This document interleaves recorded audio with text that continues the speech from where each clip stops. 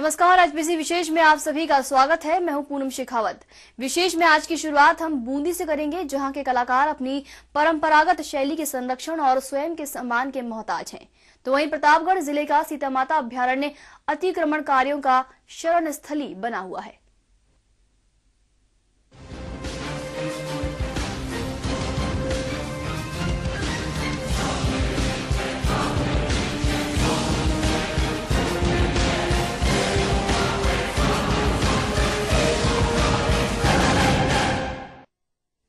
जी हां, कला के लिए पूरे विश्व में मशहूर बूंदी शैली अब अस्तित्व खोती जा रही है।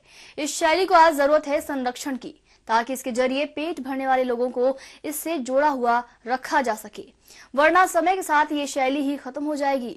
ऐसे ही कुछ लोगों की दास्तान को लेकर पेश है ये विशेष रिपोर्ट।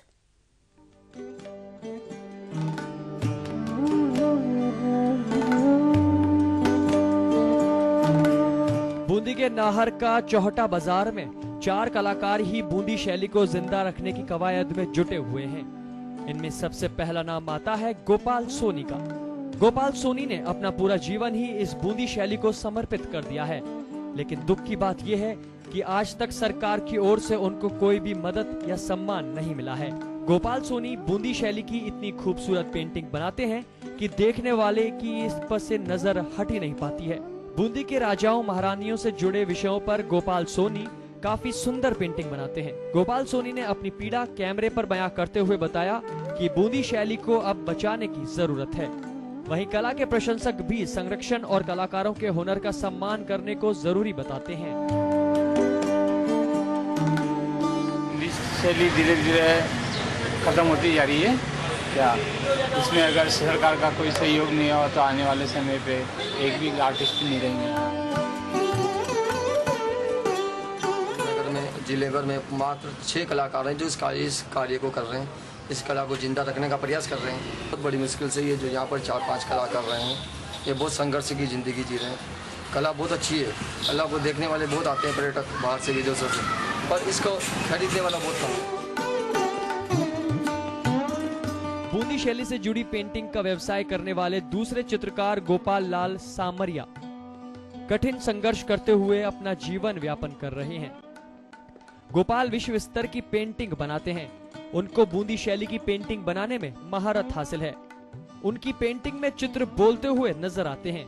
उनके पुरखे भी राज दरबार में बूंदी शैली की पेंटिंग्स बनाया करते थे।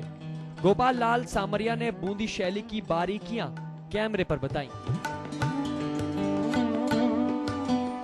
इतनी विशेषताएं हैं पेंटिंग के अंदर, क्या बताऊं। कलर स्कीम में देख लीजिए, आप फिगर्स में देख लीजिए, सब्जेक्ट में देख लीजिए। यहाँ पे मतलब पूरे भारत की जितनी भी शैलियाँ हैं उसमें मैं बताता हूँ कि जो बनावट है हर तरीके से कि अपने कहीं पे भी नहीं है, मतलब देखने में यहाँ की विश्व में नंबर 1।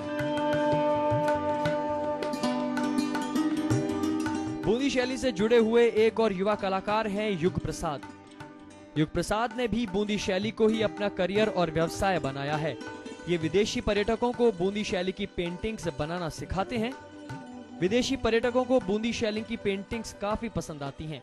हमें युग प्रसाद की दुकान पर इजराइल की पर्यटक रोटेम बूंदी शैली की पेंटिंग सीखती भी नजर आईं। रोटेम ने भी बूंदी शैली की काफी प्रशंसा की। सरकार से सहयोग की उपेक्षा है। मैं यहाँ पर्यटकों के आने की वजह से यहाँ के कलाकारों की दशा में कुछ परिवर्तन आया है और यहाँ के कलाकार यहाँ की बूंदी शैली की पेंटिंग है और उनकी कॉपियाँ बनाकर जो बेच रहे हैं वो पर्यटकों को बहुत अच्छी लगती है और ये पर्यटक मुँह मांगे दामों पर इनको खरीद रहे हैं।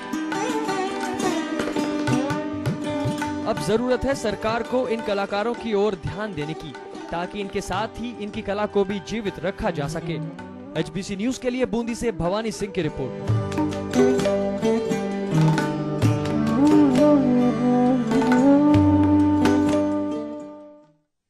यहाँ रुकेंगे एक छोटे से ब्रेक के लिए। ब्रेक के बाद होंगे फिर से हाजिर।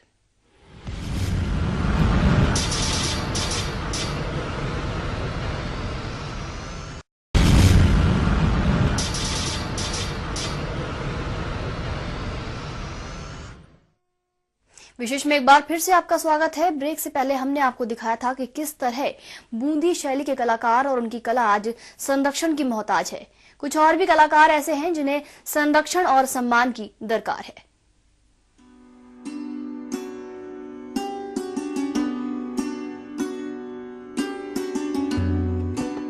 बूंदी शैली के चित्रकार मुकेश शर्मा ने भी अपनी आजीविका का साधन बूंदी शैली की पेंटिंग्स को बनाया है। मुकेश शर्मा बूंदी शैली की पेंटिंग्स में आज भी प्राचीन समय के कागज और रंग ही काम में लेते हैं। मुकेश मूलतः प्रकृति से जुड़े हुए विषयों को अपने चित्रों में जीवंत करते हैं। बूंदी के राजाओं के सुंदर चित्र उनकी पेंटिंग्स में साफ देखे जा सकते हैं। मुकेश का कहना है कि वो बड़े संघर्ष के साथ बूंदी शैली को जिंदा रखे हुए हैं, लेकिन आज तक सरकार ने उनकी कोई भी सुध नहीं ली है और ना ही किसी प्रकार का कोई सम्मान दिया गया। मेरे को 30 साल हो गए इस लाइन में, कुछ भी बेनिफिट नहीं मिला सरकार की तरफ से।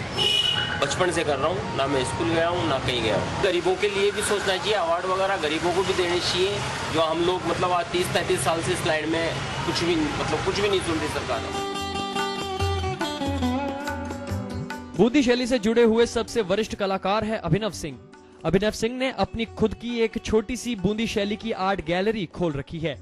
अभिनव सिंह का एक ही सपना है कि बूंदी शैली का अस्तित्व हमेशा बना रहे।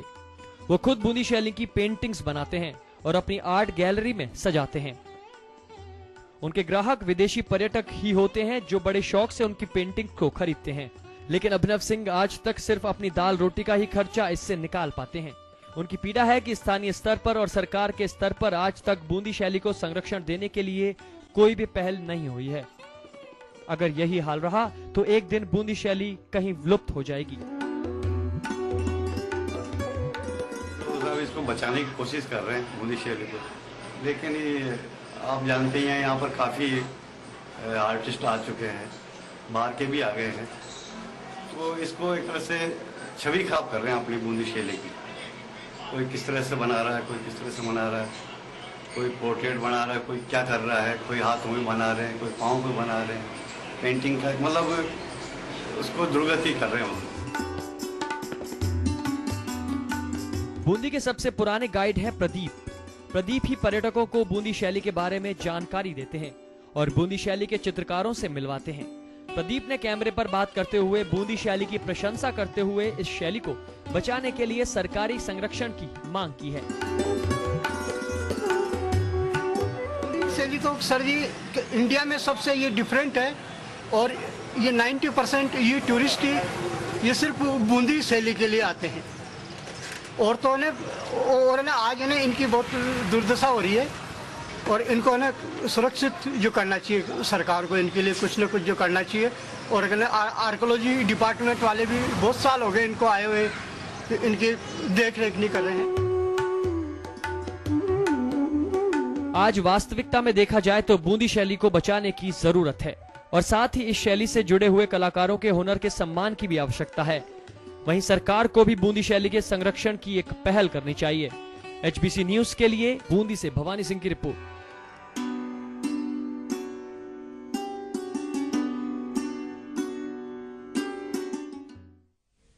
आश्चर्य की बात है कि जहां सरकार हेरिटेज के नाम पर करोड़ों रुपए का बजट खर्च करती है, वहीं एक शैली को आज जो कि विश्वविख्यात है उसे संरक्षण की दरकार है। महज 4 ही कलाकार हैं जिनके कंधों पर इस शैली को जिंदा रखने का पूरा बीड़ा उठाया हुआ है। फिलहाल रुकेंगे छोटे से ब्रेक के लिए, लेकिन ब्रेक के बाद आपको दिखाएंगे एक ऐसा अभ्यारण्य जो कहने को तो अभ्यारण्य है लेकिन उसे भी अब संरक्षण की दरकार है।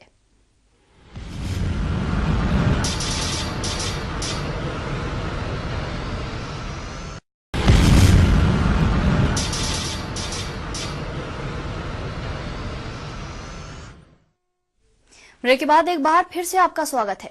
ब्रेक से पहले हम बात कर रहे थे एक विश्वविख्यात शैली बूंदी शैली जिसे अभी संरक्षण की दरकार है, तो वहीं अब बात करेंगे एक अभ्यारण्य की, उसे भी संरक्षण की दरकार है। प्रतापगढ़ ये अभ्यारण्य है जहां वन्य जीवों के लिए सुरक्षित सीता माता वन्य जीव अभ्यारण्य अतिक्रमणकारियों की शरण स्थली बना हुआ है।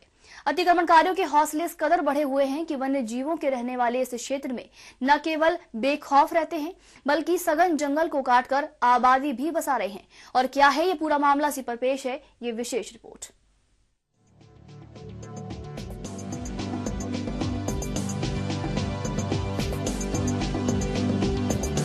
इन तस्वीरों को देखिए, खेत ही खेत नजर आ रहे हैं। जिधर नजर डालें वहां खेत, मकान और मवेशी दिखाई दे रहे हैं। इन खेतों में मक्का, तिल, अदरक की फसलें लहरा रही हैं। वहीं चावल की फसलें भी नजर आ रही हैं। ये तस्वीरें किसी गांव की नहीं हैं। यहाँ खेती हो रही है प्रतापगढ़ के सीता माता वन्यजीव अभयारण्य में, जहां बिना अनुमति के कोई भी प्रवेश नहीं कर सकता।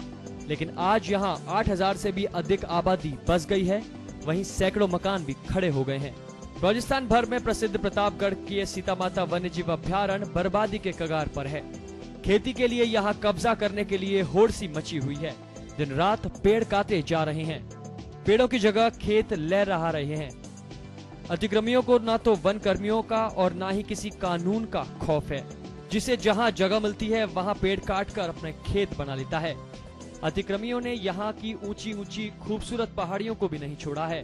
पहाड़ियों पर बचे कई प्रजाति के दुर्लभ पेड़ पौधों का सफाया करके खेत और मकान खड़े कर लिए हैं। आज आप सीता माता वन्य अभयारण्य को आप देखेंगे तो इसकी बहुत ही ज्यादा दयनीय स्थिति हो चुकी है। लोगों ने जगह जगह के ऊपर कब्जा करके जमीनें निकाल ली है और हर तरीके की खेती होनी चालू हो गई है। चावल उग रहा है, यहाँ पे मक्का उग रहा है, तिल उग रहा है और इसके अलावा धीरे धीरे जितने भी जल स्रोत हैं, जो अपने झर जिसको कहते हैं हमारे इलाके के अंदर पानी के चश्मे जमीन में से निकालते हैं, इनको खेती के लिए इनका रास्ता पलट करके खेतों में लोग बाग ले जाने लगे हैं। ऐसा नहीं है कि वन विभाग इन अतिक्रमियों को रोकने की कोशिश ना करता हो। अतिक्रमण रोकने के प्रयास में कई बार उनका अतिक्रमियों से सामना भी होता है। अब तक कई वनकर्मी अतिक्रमियों और तस्करों के हमले से घायल भी हो चुके हैं। वगैरह हम साथ में मिलकर के नाकाबंदी करते हैं, गश्त करते हैं, तो उस समय बहुत बार करीब 4-5 इंस्टेंसेस ऐसे हो गए हैं कि ऑफेंडर्स और हमारे विभाग के बीच में लड़ाई झगड़ा हो गया। इस साल भी हमारे एक फॉरेस्टर है जिसको लकड़ियों से पीट के और रात्रि में छोड़ गए थे। काफ़ी घायल अवस्था में उनको छोड़ गए। भारत सरकार का वन अधिकार कानून भी अभयारण्य की सेहत के लिए घातक साबित हो रहा है। 1 जनवरी 2008 को मनमोहन सिंह सरकार ने वन अधिकार कानून पास किया था, जिसमें 2005 से पूर्व वनों में काबिज लोगों को वन अधिकार देने का प्रावधान था। इस कानून के लागू होने के बाद तो अभयारण्य में अतिक्रमण करने की मानो बाढ़ सी आ गई हो। वन अधिकार लेने के लिए लाखों छोटे बड़े पेड़ बेरहमी से काट दिए गए और उनकी जगह पर खेत बना लिए गए। वन विभाग भी अब इस बात को स्वीकारता है कि वन अधिकार कानून लागू होने के बाद से ही अभयारण्य में कब्जा करने की बाढ़ आ गई है और अब ये विभाग के लिए एक बड़ी चुनौती भी बन गया है। जो भी समस्याएं आती है अवैध कटान की, अवैध काश्त की, स्टाफ मुस्तैदी से रहता है और अवैध काश्त की अभी वन अधिकार के अंतर जो पट्टे दिए गए, वन अधिकार दिए गए हैं आदिवासियों को, तो उसमें थोड़ी सी प्रवृत्ति इनकी बड़ी है वो जंगलात की ज़मीन पर अतिक्रमण करने की। वो हम कर रहे हैं कंट्रोल। हमारे यहाँ गश्ती दल भी है, पर फिलहाल गश्ती दल में स्टाफ नहीं है पदस्थापित, रेंज अफसर नहीं है पदस्थापित। 3 रेंजों में से 1 रेंज है जिसमें रेंजर है, बाकी 2 रेंजों में रेंजर नहीं है। कुछ समस्याएं आती है, फिर भी हम जो है सामूहिक गश्त वगैरह करके उन पे काफ़ी कुछ वन अपराध पे और अतिक्रमियों पे भी है कंट्रोल करते हैं। अब तो अभयारण्य की दुर्दशा देखकर आसपास बसे कुछ ग्रामवासियों को भी चिंता सताने लगी है कि कैसे बढ़ते अतिक्रमण को रोका जाए। ग्रामवासी वन अधिकार कानून का जमकर विरोध कर रहे हैं। राज्य सरकार और वन विभाग ने तेजी से बर्बाद होते इस अभयारण्य को कभी भी गंभीरता से नहीं लिया है। अगर जल्दी ही अतिक्रमियों पर अंकुश नहीं लगाया गया तो वो दिन दूर नहीं जब जंगलों में रहने वाले वन्य जीव आबादी को अपनी शरण स्थली बनाएंगे, जो समाज के लिए परेशानी का सबब बनेगा और अभयारण्य में बची कुछ हरियाली भी खत्म हो जाएगी। HBC न्यूज के लिए प्रतापगढ़ से अनुपम परदेसी की रिपोर्ट।